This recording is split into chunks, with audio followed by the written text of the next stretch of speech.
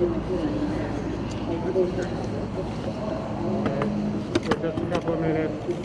just a couple of minutes from being ready to start. Thanks for your... Couple of minutes before we start, be ready. Okay.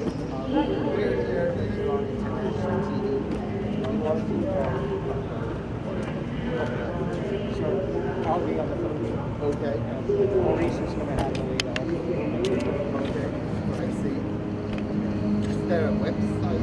Or... Yes, I wrote that thing right now. Dave, right there. Sorry, I'm all mic'd up. Could you ask him to come over? Sure.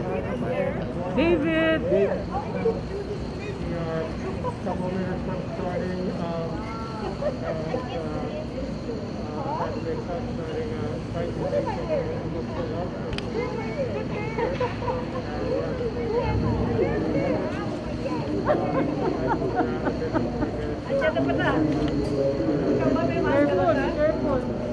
Ito naman ikaw. I don't know who he is. Who is he? Yeah, that's better. Who is he? That's, I think, Saudi? Saudi. No, Saudi is there, oh. Who is Salman. Who's this? Ask David. Dave, who is this? David. Who's this? Dave. Mr. David. David, who is this one? My name is Dalash. I'm with Iran International. Can you talk to us for a minute or two about how you organize this? What does it mean? I think you have to, do you need that now or anything after? No, definitely. We're going to need it in 30 minutes. Okay. I don't think this will take more than 30 minutes. Okay. All right. Are you moving from here somewhere else? No. This is the computer. Okay. How long do you think it's going to last? I don't think it'll last more than 30 minutes. More than 30 minutes. I don't think it'll be more. Okay, I see. All right. Okay. Thank you. Thank you. Talk to you later, sir.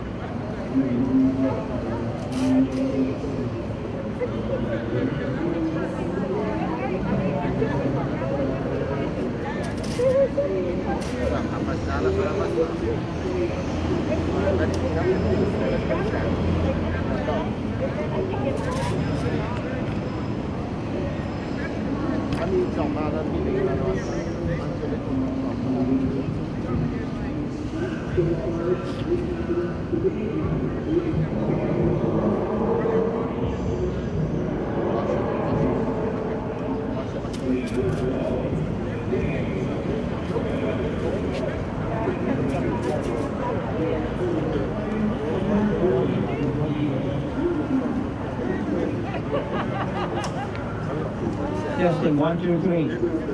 Okay, ba?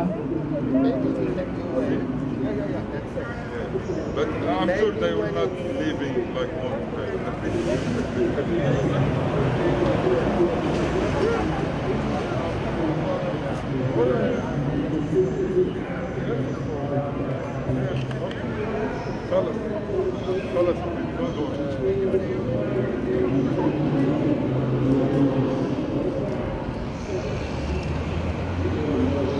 Probably Maurice can handle it.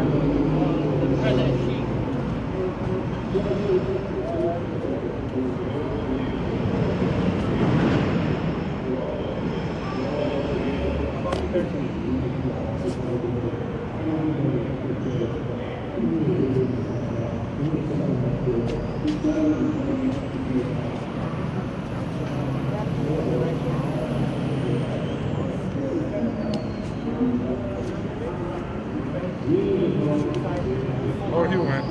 All right. Long time. Where have you been? Just they took me out of the safe and put me out really? to work again. Yeah.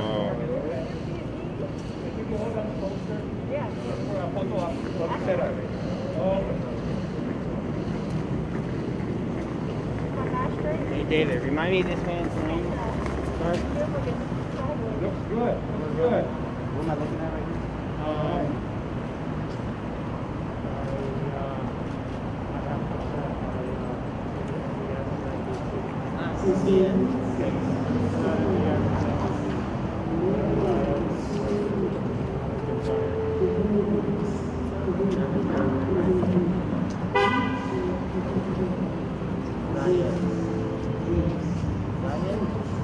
Testing, 1, 2, 3. Very good. How about Dave? You're all set up? We can start now. We'll have a picture taking.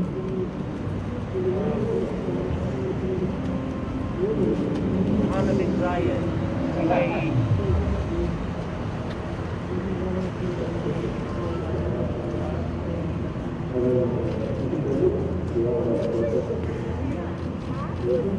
All right. Judy, could we get everybody for a group picture so people might be leaving early? Oh, okay, Dave, would you like to start? Yeah, we can switch. Yeah.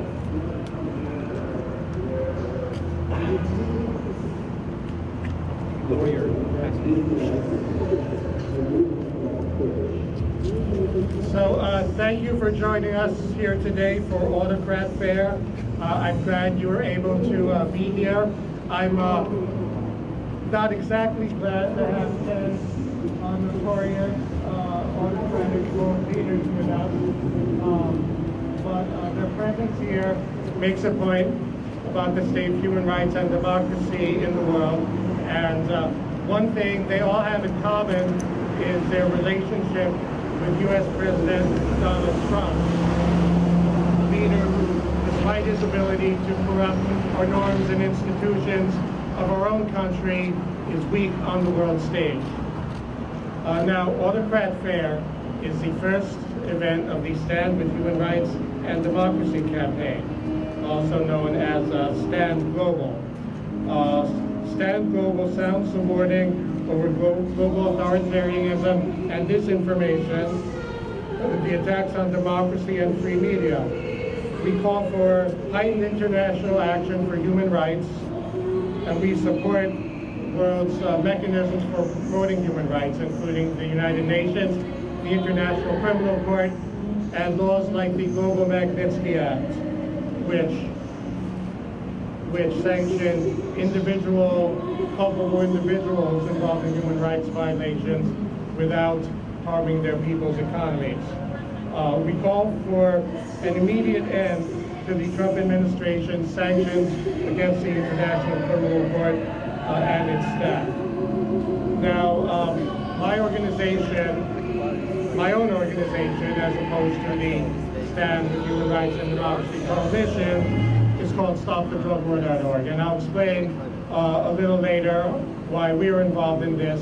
But this campaign grows out of work we have done since 2017 with allies in the Philippines and Filipino Americans over the extrajudicial killings in the Philippine drug war, which more than 30,000 people have already been killed. So that's the reason we're involved. And so before we will hear a little bit about the autocrats, and we have two special statements that we are going to read momentarily. But first, I first will hear briefly from Eric Lachica, our ally with Movement for Free Philippines and a partner in today's event. Eric?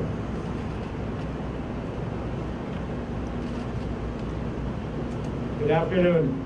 I'd like to introduce on behalf of the Movement Free Philippines our spokesperson, Ms. Maurice Owens, and she and I and others, and Judy and Ronnie have been with the Movement for the Free Philippines for the past 40 years, and we were blacklisted by the Marcos dictatorship, so we're glad to be here. So Maurice, would you like to read our statement?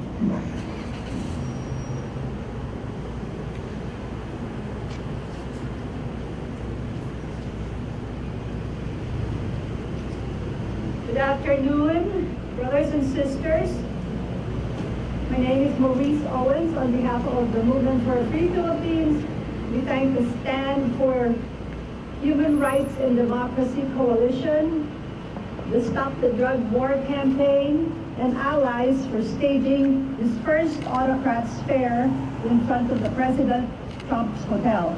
Thank you, David Borden, for organizing this demonstration. Maraming salamat to our Argentine artist, Cesar Maxid here, for his impressive marionettes and autocrats face masks.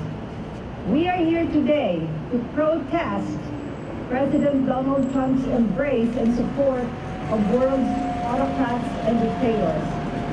This hotel behind me is the destination of choice for autocrats, corrupt and repressive governments to curry favor with President Trump.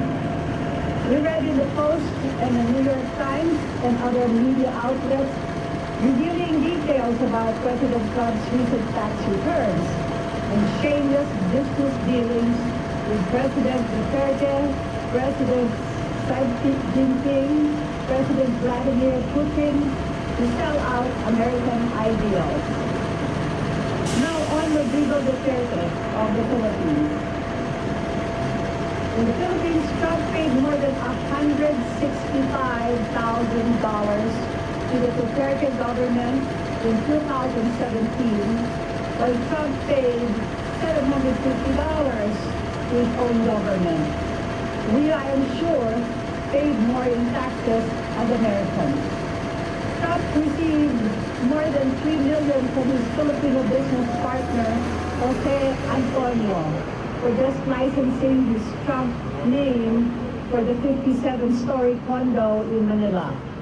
No surprise, Antonio is now the special envoy of Duterte to the United States. The world now knows that Duterte, Putin, Xi Jinping, Kim Jong-un, and Trump are mutual admiration buddies. Trump calls and congratulates Duterte. In February, Duterte publicly called for Trump's re-election. Trump, he said, deserves to be re-elected. Do we want Trump re-elected? No! No! President Rodrigo Duterte campaigned on the promise to kill hundreds of thousands of drug law violators. A massive extrajudicial killing campaign began immediately on his taking office in 2016, with human rights organizations estimated at least 30,000. His term has also been marked by attacks on media outlets and contrived legal cases against opposition leaders like political prisoner, Philippine Senator Laila de Lima, and journalist Marisa Ressa. Let's say, free Laila! Free Laila! End persecution of journalists! End persecution of journalists! And the Trump, Duterte, Putin, Xi, autocrats club. Can you say that?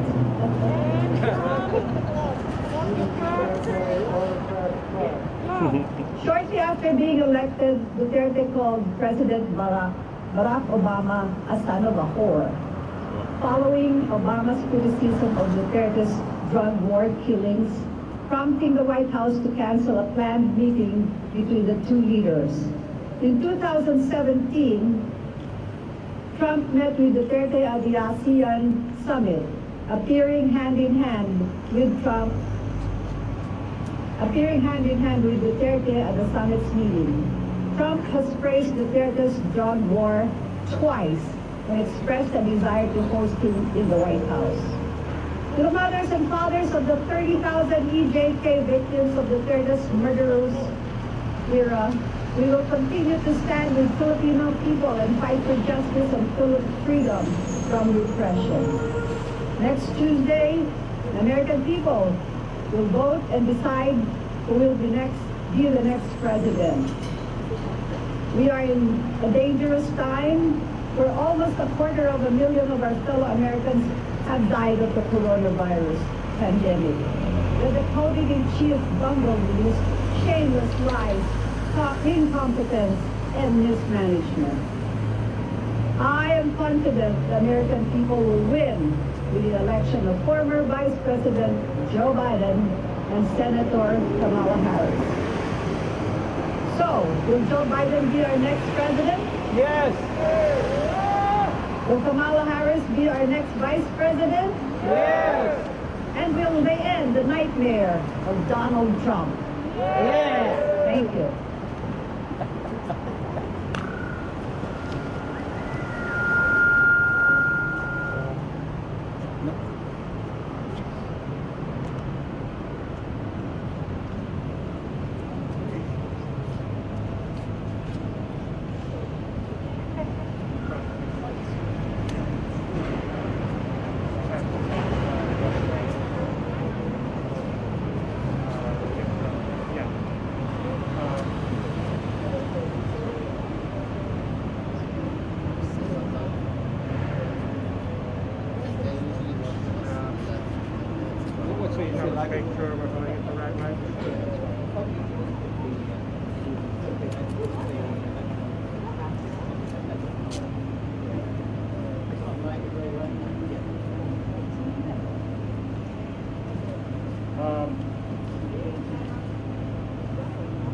we'll be reading a statement provided by Congressman Jamie Raskin.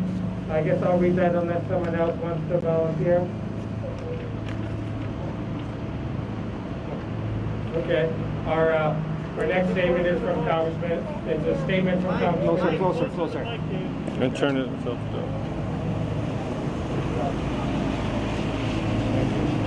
So I'm pleased that Congressman Jamie Raskin from my own town of Tacoma Park has provided this statement. I'm proud to co-sponsor H.R. 8313, the Philippines Human Rights Act of 2020. This bill imposes limitations on providing assistance to the police or military of the Philippines until the government investigates and holds accountable individuals responsible for the systematic human rights violations occurring under the false pretenses of a drug war. Until President Duterte stops sending his forces to commit extrajudicial killings, the U.S. should stop sending military or police assistance. President Duterte is one of many authoritarians, from Bolsonaro in Brazil, Erdogan in Turkey, Mohammed and Salman in Saudi Arabia, and Putin in Russia, who are exploiting the global pandemic crisis to violate human rights, attack democracy, consolidate executive power, and criminalize basic freedoms of speech and assembly. President Trump and his administration have cozied up to all these bullies and enemies of freedom and democracy while turning a blind eye to victims of their violence and tyranny. It is incumbent that we in Congress stand strong against authoritarians and autocrats the world over. While I cannot be physically with you today, I commend your campaign to stand with human rights and democracy, and thank you for peacefully exercising your rights to make your voices heard. Together we can successfully defend human rights and democracy around the world. Thank you, Congressman Raskin. Let's pull Trump straight a little bit. That's what you all do.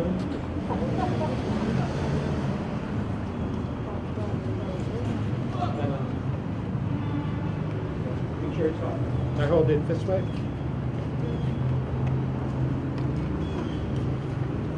Hey guys.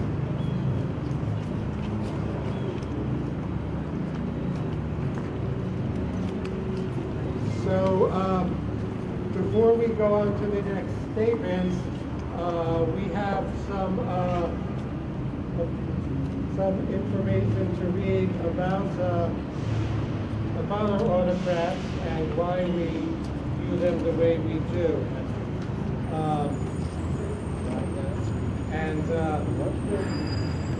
We'll skip the information on Duterte since we heard the important parts. We'll read a couple of them for what I have stated. Recep Tayyip Erdogan from Turkey. 2019, Trump abruptly ordered the withdrawal of U.S. troops from Syria's border from Turkey, paving the way for Turkish troops to invade. Sorry, let's start over here. Can someone run this? Could you hold the camera? On? Yeah. It's on.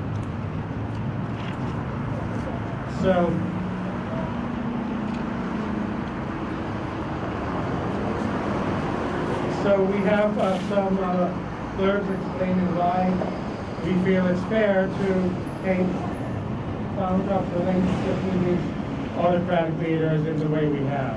First, President Erdogan of Turkey. In 2019, Trump abruptly ordered the withdrawal of U.S. troops from Syria's border from Turkey, paving the way for Turkish troops to invade. The move altered years of U.S. policy and blindsided U.S. defense officials. Turkey's subsequent invasion and bombing displaced 200,000 Kurds.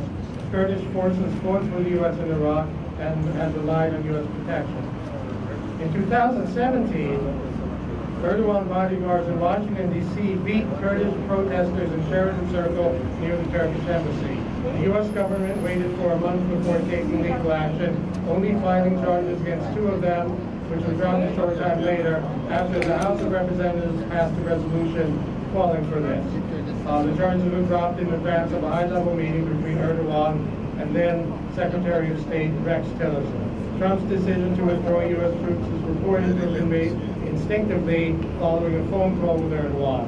There are two adjoining Trump towers in the Sicily district of Istanbul, one business and one residential.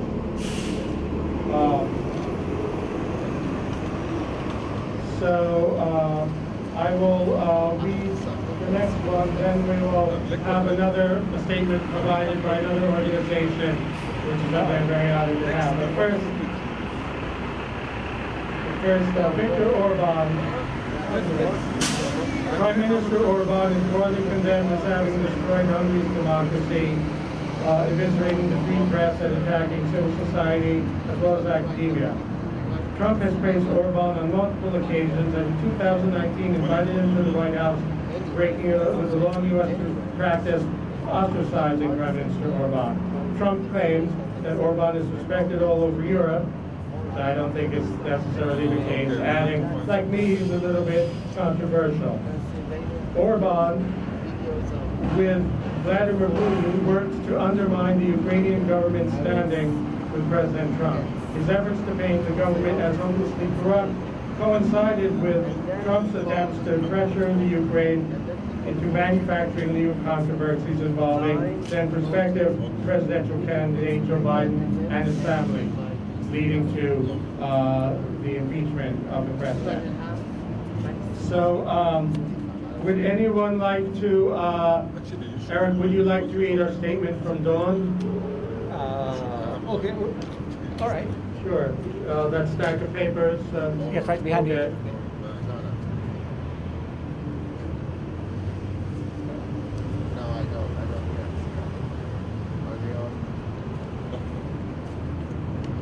Hey, we gotta do this in front of the White House on election night.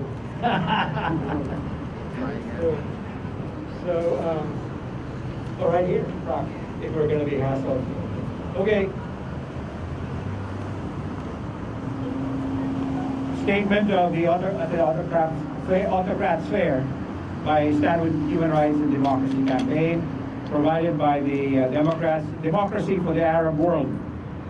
World Now, Dawn, founded by former journalist and activist Jamal Khashoggi. I'm really honored.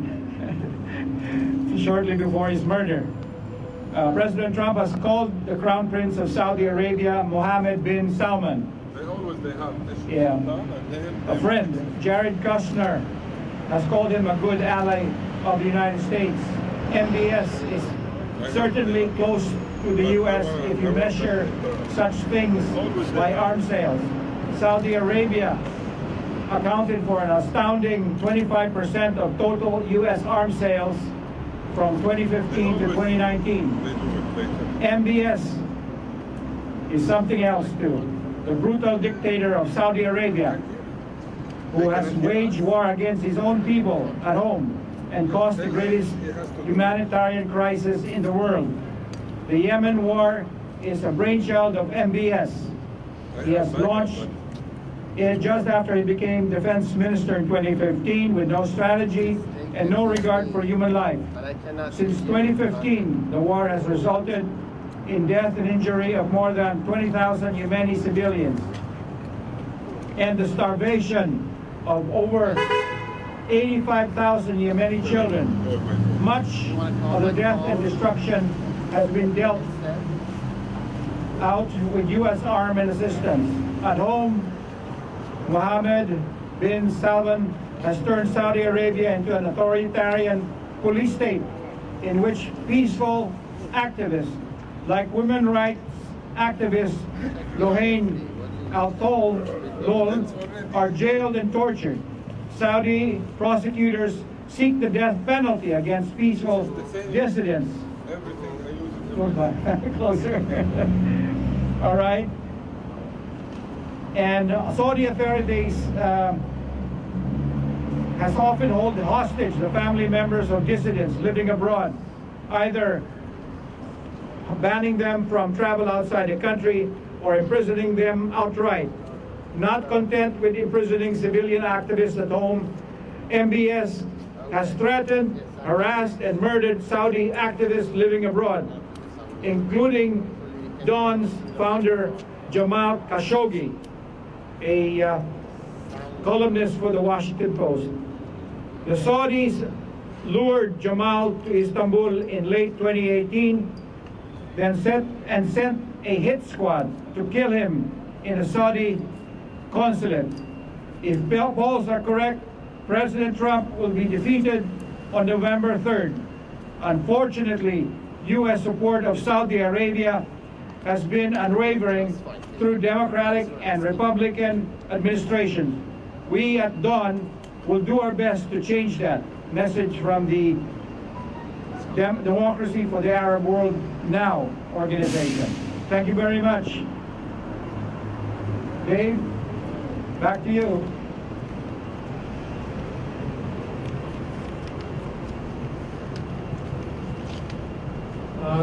Thank you, Eric.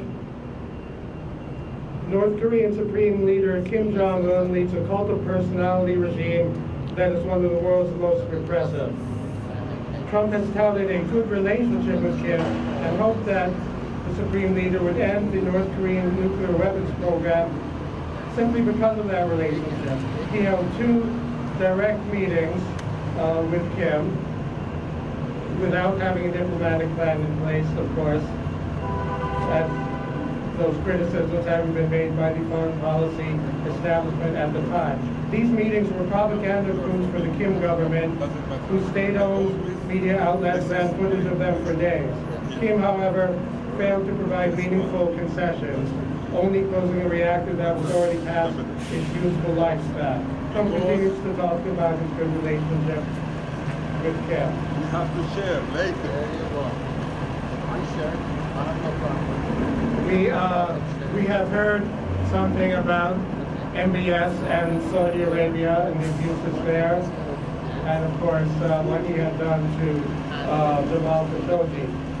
Another of our autocrats is the Crown Prince Mohammed bin Zayed, MVP from Abu Dhabi, which in Saudi Arabia, Bahrain, and Egypt imposed a blockade on the country of Qatar. Trump administration, initially reported to be divided about this, decided to support the blockade, departing from long-running U.S. policy toward Qatar, a military and economic ally of the U.S. The blockade followed an April meeting between the Kushner family business and Qatar's Minister of Finance, in which Qatar declined to provide financing to rescue the Kushner family's struggling 666 Fifth Avenue office building in New York. The UAE under MPC has grown increasingly authoritarian. British PhD student Matthew Hedges was detained for 6 months over accusations of spying, much of the time in solitary confinement. Trump has pursued business opportunities in the UAE since 2005. A private real estate conglomerate in 2013 made a deal to build a $6 billion Trump-branded golf club, and the second club is in development. UAE was exempted from the Trump administration's infamous travel ban that targeted most Muslim countries. President Jair Bolsonaro of Brazil has advocated towards her, and while campaigning, praised President Duterte's extrajudicial drug war killings. His term has been marked by a wide range of human rights abuses, as well as green lighting of massive burning and destruction of Brazil's rainforest. These hardened police convicted for illegal use of force and undermine attempts to end torture in the nation's prisons. Trump invited Bolsonaro to the White House in 2019 and praised him effusively, saying he was honored by the comparison of Bolsonaro's presidential campaign to his.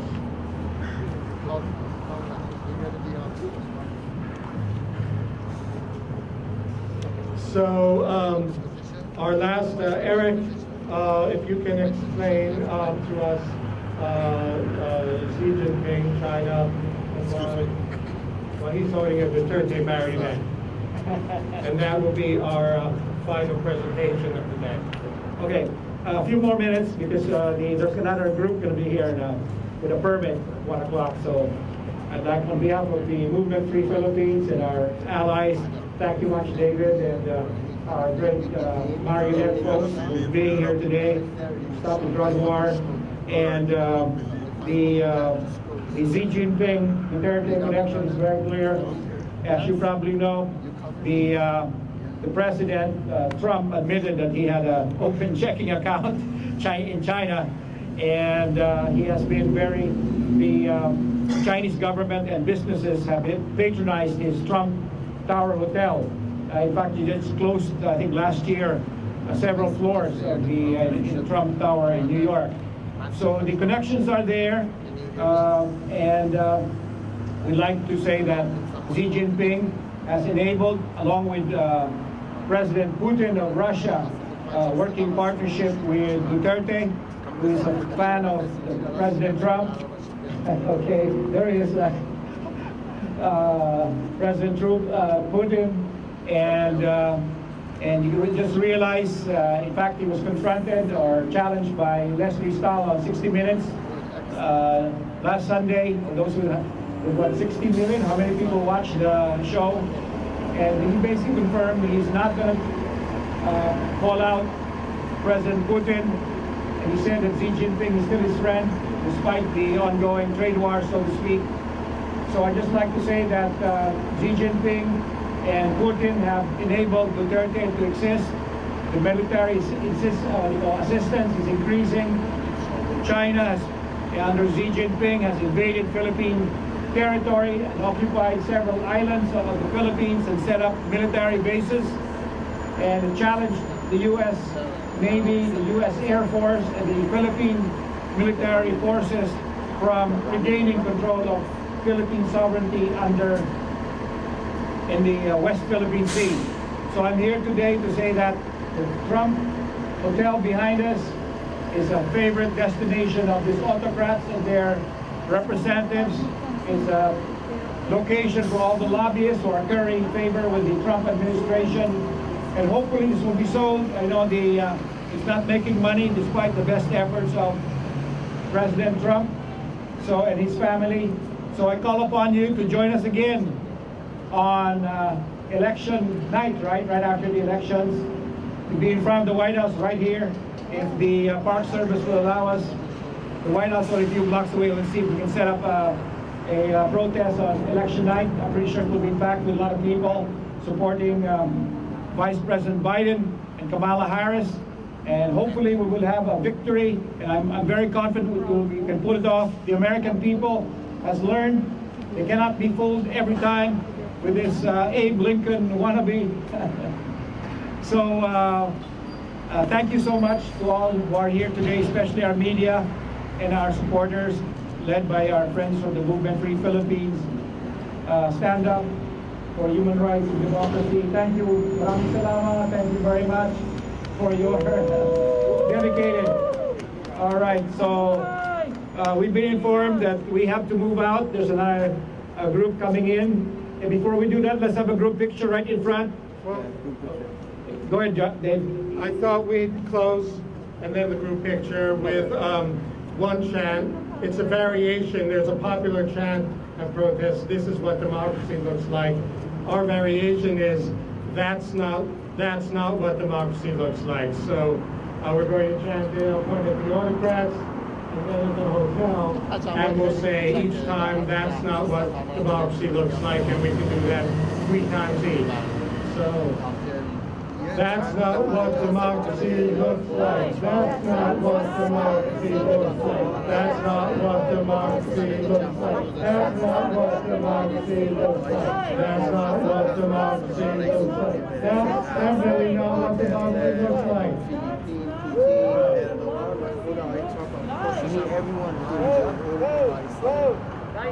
Okay, group picture.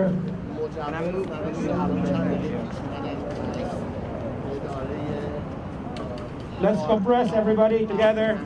All right.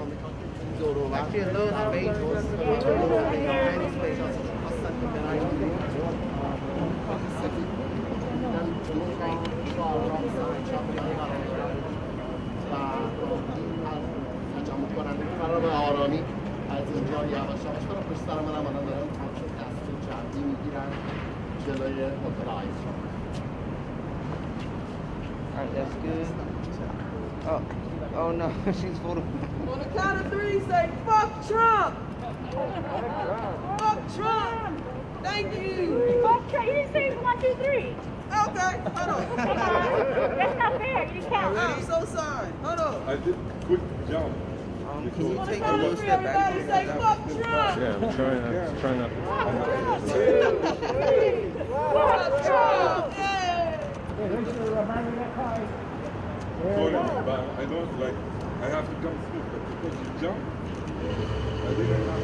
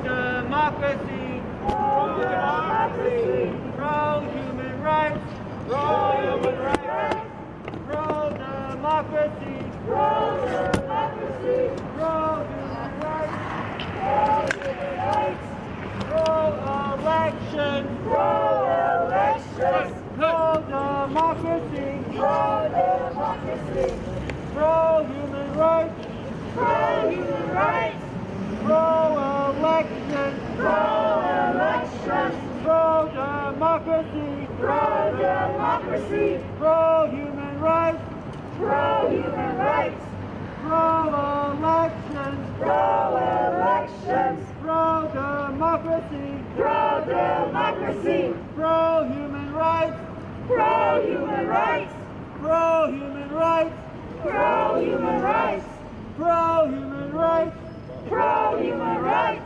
pro-democracy, pro-democracy, pro-human rights, pro-human rights, pro-election, pro-election, pro-human rights, pro-human rights,